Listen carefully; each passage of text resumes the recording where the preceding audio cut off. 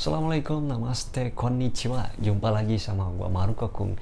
Sekarang gua mau ngejelasin gimana caranya berangkat ke Jepang gitu kan. Sebelum gua lanjutin videonya, jangan lupa subscribe, like, dan komen. Share juga ke teman-teman kalian jika dirasa video ini penting. Oke, kita lanjutin videonya. Kuy.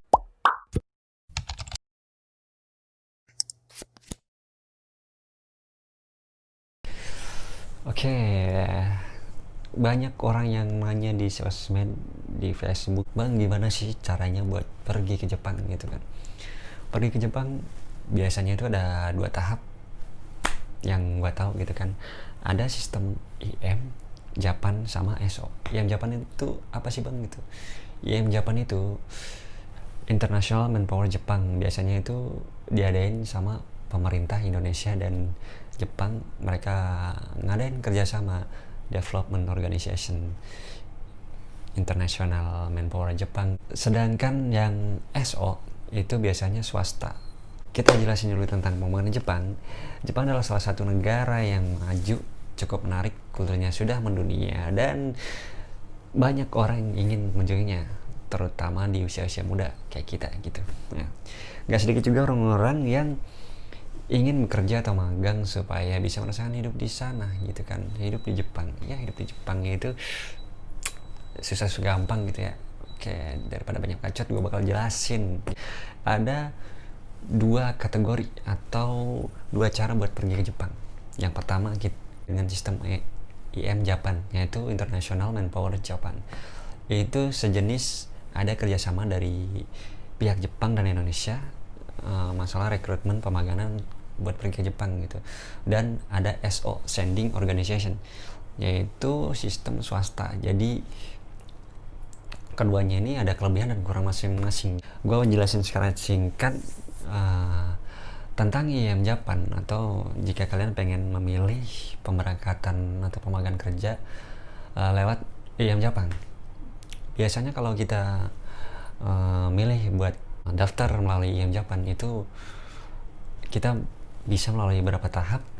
Tahapnya adalah pendaftaran pemberkasan premedikal, terus pendidikan bahasa Jepang 1-3 bulan, tes matematika dasar, tes kesemapatan, yaitu kayak semacam tes tinggi badan, berat badan.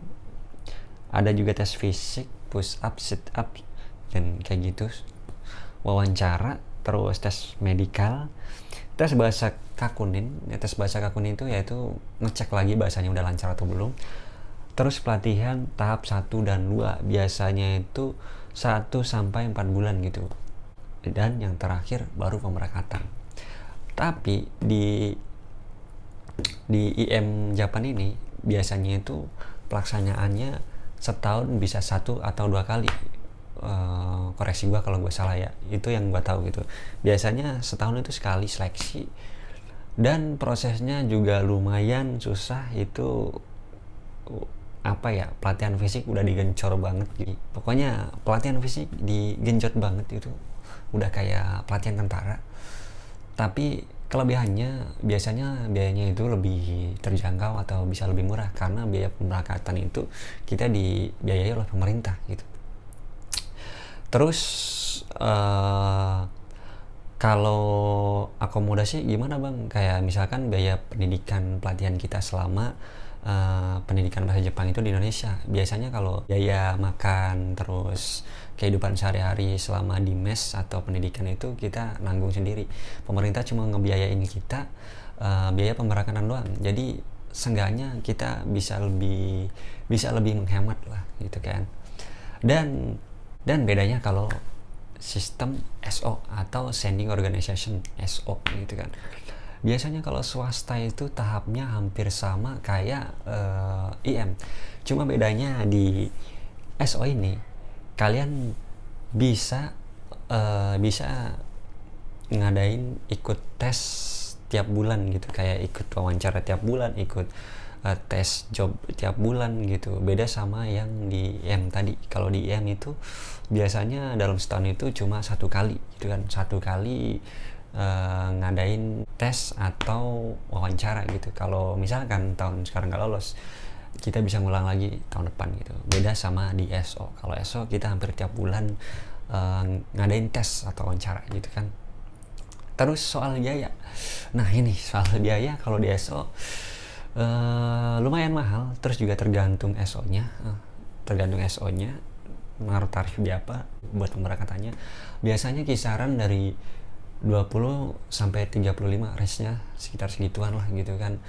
Jobnya itu biasanya ada yang setahun, ada yang 3 tahun. Nah soal biaya ini biasanya job 1 tahun sama 3 tahun itu beda, biasanya bedanya sekitar 5 atau 10 juta, kisaran segitulah. Dan apalagi ya bedanya tuh, kalau di SO biasanya lebih cepat sih prosesnya, lebih cepat. Pendidikan di LPK itu kita bisa sebulan pendidikan di tahap awal di LPK itu.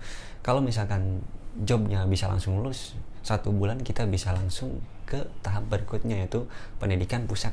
Pendidikan pusat ini biasanya itu 3-4 bulan, sama kayak IM. Proses hampir sama kan dua-duanya, bedanya lagi di ini asuransi. Nah kalau di IM ini biasanya sepulang kita dari Jepang itu ngedapatin asuransi yang lumayan cukup gede gitu kan, sekitar 60-70 kalau nggak salah ya, koreksi gua kalau gua salah gitu, sekitar 70 jutaan mereka dapat asuransi sepulang dari Jepang.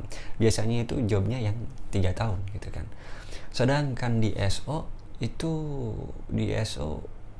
kurang lebih dapat 20-an yang job 3 tahun. IM Jepang biasanya yang dapat asuransi 7 bulan itu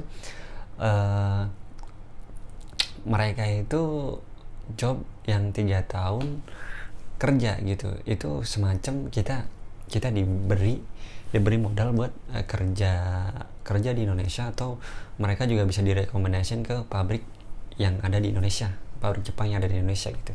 Sedangkan di SO, di swasta, kita duit asuransi gitu lah kurang lebih 20 buat yang job 3 tahun gitu. Koreksi gue juga kalau gue salah. Itu tuh kita pulang gitu, kita nyairin Nenking itu kayak asuransi gitu. Terus kita biasanya ya nggak ada direkomendasiin buat ke pabrik Jepang. Soalnya apa gitu kan, soalnya kan swasta, jadi biasanya kalau pulang dari Jepang kita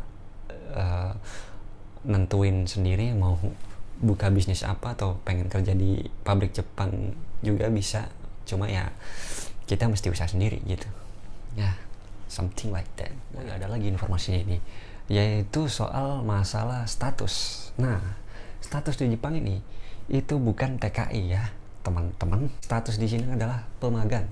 Jadi pemagang itu kita belajar sambil kerja gitu kan, bukan sebagai TKI. Kalau TKI kan ibaratnya kita udah benar-benar kerja di Jepang, tapi sedangkan kalau pemagang, kita magang di Jepang gitu ya, kita kayak semacam trainer gitu kan. Kadang kita suka dibanding-bandingin sama Korea lah atau apalah, Eropa lah, yang pokoknya gajinya yang gede-gede gitu kan, kerja di Jepang tapi kok gajinya beda jauh sama yang di Korea gitu. Kalau di Korea kan ibaratnya itu mereka seharusnya sebagai TKI gitu, tenaga kerja Indonesia. Tapi kalau di Jepang kita statusnya sebagai pemagang. Bang, kenapa sih nggak status sebagai TKI aja, kan lumayan gajinya lebih gede gitu. Kalian tuh biasanya minimal pendidikan S1, terus yang diperluin itu lulusan engineering gitu, S1 engineering gitu kan, supaya kalian bisa